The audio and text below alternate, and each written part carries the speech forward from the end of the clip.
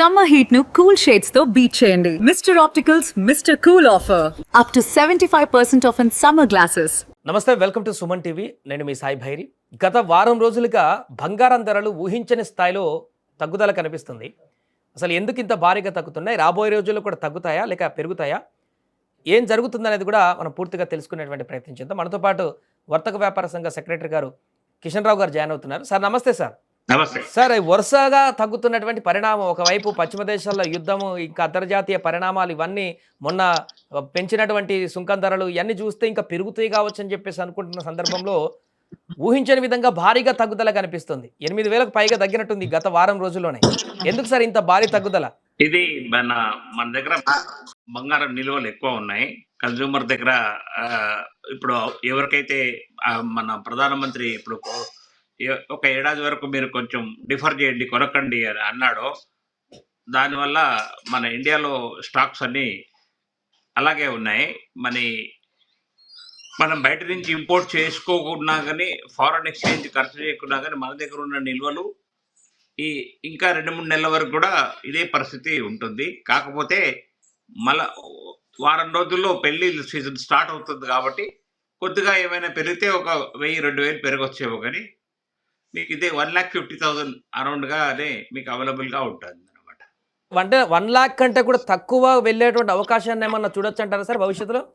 అంటే ఇప్పుడు ఎవరైతే వర్తకుల దగ్గర బంగారం ఉంటుందో వాళ్ళు ఎక్కడి నుంచో వేరే వాళ్ళ దగ్గరికి వెళ్ళి తెస్తారు. వాళ్ళకు డబ్బులు ఇవ్వాల్సి ఉంటుంది కాబట్టి కొంచెం తక్కువకైనా అమ్మేయాల్సి వస్తుంది. కాబట్టి ఈ బంగారం వస్తువులు కానీ, ముడి బంగారం కానీ కొంచెం తగ్గుముఖం ఉండడానికి ఛాన్సెస్ ఉన్నాయి. సో ఇప్పుడు వెండి కూడా అదే దారిలో పయనిస్తుందంటారా, లేకుంటే వెండికి ఏమైనా ప్రత్యేకమైన స్థానం ఉందా? ఎందుకంటే సోలార్లో, అదేవిధంగా ఎలక్ట్రానిక్ వెహికల్స్లో వాటికి సంబంధించిన పార్ట్స్ వాడుతున్నారు. భవిష్యత్తులో అంతా వెండిదే అంటూ కూడా గతంలో ఒక టాక్ వచ్చింది. బట్ అది కూడా తగ్గుదల కనిపిస్తూనే ఉంది. దాని పరిస్థితి ఏంటంటారు సార్?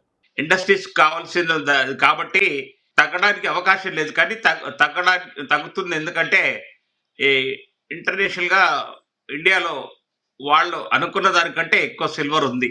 దానివల్ల కూడా ఇప్పుడు మనం ఎక్కడి నుంచి కొనాల్సిన అవసరం లేదు. సుంకాలు కట్టి ఫారెన్ ఎక్స్చేంజ్ ఇచ్చి మనం వెండి బంగారం కొనాల్సిన అవసరం లేదు. కాబట్టి వెండి తగ్గుముఖంలో ఉంది.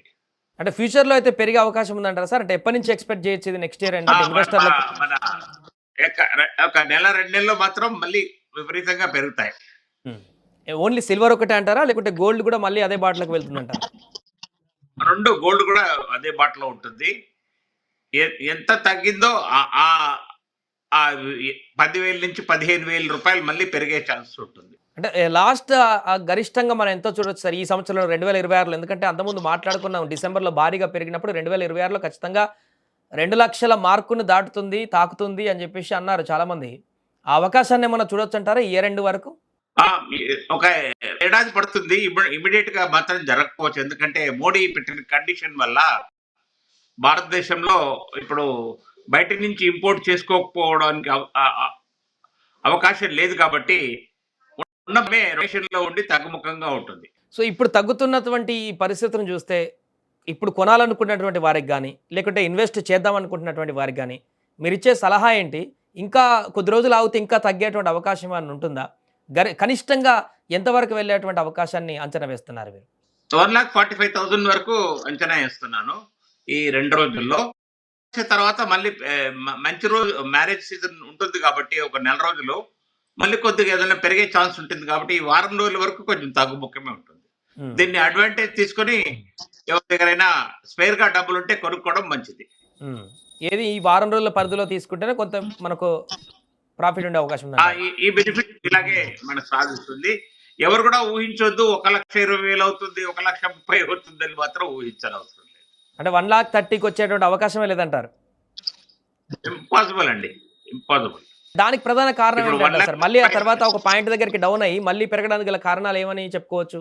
అంటే ఇప్పుడు మెటీరియల్ షార్టేజ్ అయ్యి అక్రమ మార్గాల్లో ఇండియాకు బంగారం రావచ్చు, సిల్వర్ అయినా గోల్డ్ అయినా రావచ్చు. అప్పుడు కన్స్యూమర్కు అవసరం ఉంటుంది. కాబట్టి కొనుగోలుదారులు ఎక్కువ ఉంటారు, అమ్మేవాళ్ళు తక్కువ ఉంటారు. కాబట్టి పెరిగే ఛాన్స్ ఉంటుంది. రైట్. ఫైనల్గా ఏం చెప్పొచ్చు సార్ ఈ వరుస పరిణామాలన్నీ చూస్తే, బంగారానికి సంబంధించి కొనాలనుకున్న వారికి కానీ, రాబోయే రోజుల్లో దాని పరిస్థితి కానీ ఎలా చెప్పొచ్చు అంటారు? ఇప్పుడే ఇమీడియట్ గా కొనడం మంచి విషయం అండి. ఇదే కరెక్ట్ టైము. ఇది వాడుకోవాలి. ఈ టైంను మనం సద్వినియోగం చేసుకోవాలా. మనకు ఈ వారం రోజుల తర్వాత మళ్ళీ కొద్దిగా పెరిగే ఛాన్సెస్ అయితే మాకు మా విశ్లేషణలో ఉందండి. Right sir. Thank you so much. అది ప్రస్తుతము వరుసగా గత వారం 10 రోజుల నుంచి తగ్గుతున్నటువంటి పరిణామాన్ని చూస్తున్న బంగారం. దానికి సంబంధించి ఇండియాలో ఇప్పుడు భారీగా నిల్వలు ఉండడం, విదేశాల నుంచి దిగుమతి అనేది కొంతమేరకు తగ్గడం అనేది కనిపిస్తుంది. అండ్ పెళ్లిళ్ళ సీజన్ కూడా ఇంకా రాలే కాబట్టి ఆ పరిస్థితి ఉంది. వారం రోజుల్లో మళ్ళీ కంబ్యాక్ పెరుగుదల ఉంటుందంటూ కూడా వారు చెప్తున్నారు.